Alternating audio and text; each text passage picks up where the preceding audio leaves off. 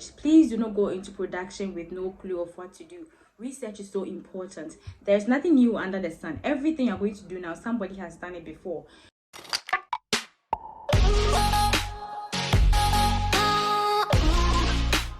Hello guys, welcome to another edition of the Chef Lifestyle Food Blogging Series. My name is Jesse, and on today's video, I'm going to talk about my 4 processes that I use in creating amazing food videos for social media. So if you're excited, you definitely want to stick around to the end of the video. Don't forget to leave a comment, like this video, subscribe if you haven't, and share this video to anybody who may need it. Without further ado, let's get right into the video. Creating a video comes with so much, and if you don't know where to start or what to do, you would waste so much time and still not be able to deliver or create the video that you want. So I hope these processes or these tips and tricks I'm going to share with you would help you create the perfect video the next time.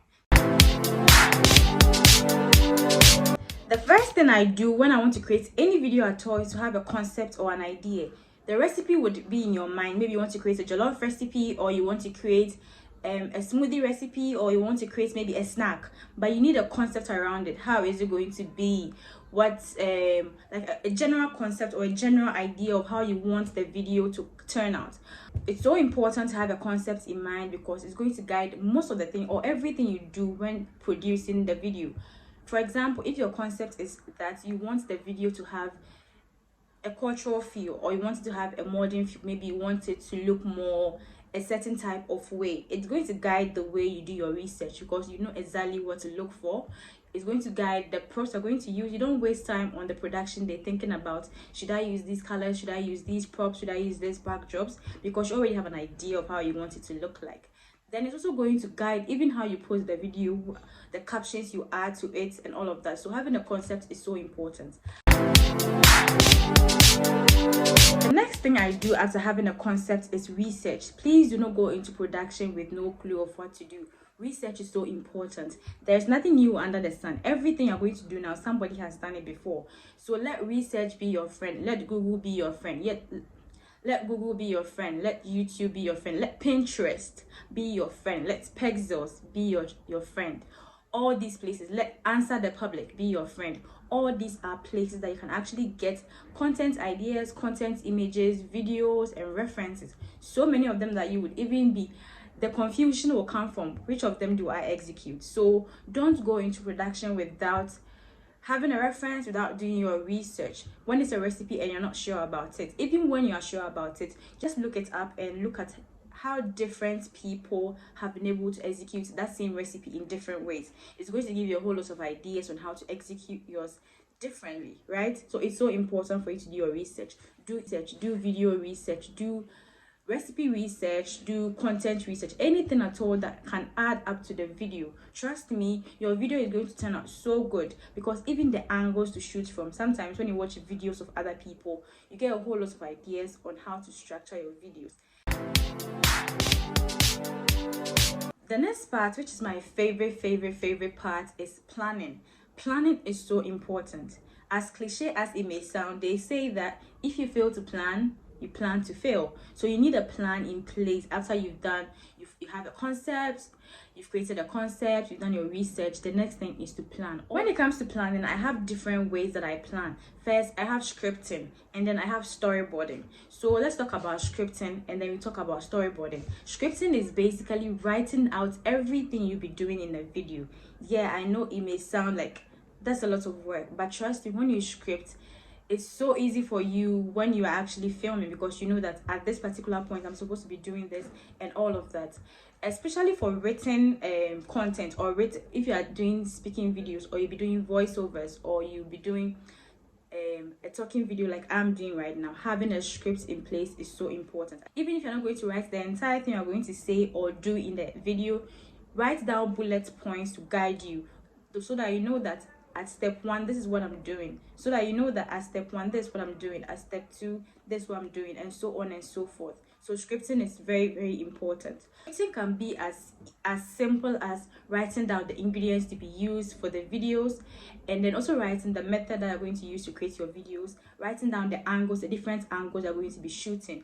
For example, you can script that when you are pouring in a certain ingredient, you're going to shoot it from the macro view because you want to get a close-up look of the ingredients. You can say that the intro would be a video of you stirring the pot, or the outro will be a video of you eating the food. All of these things guide you when you are shooting the video. Storyboard is a visual representation of a script. Some people are visual people and they actually want to see every process in drawing or in a sketched form so that they know the kind of steps to follow. Most of the time, movies use storyboards a lot because sometimes the scripts may be there, but the storyboard helps relay the information better. So you can use a mixture of the two, or you can just go for either one of them. But just make sure you have something to reference when you're creating your video, whether it's a storyboard or it's a script.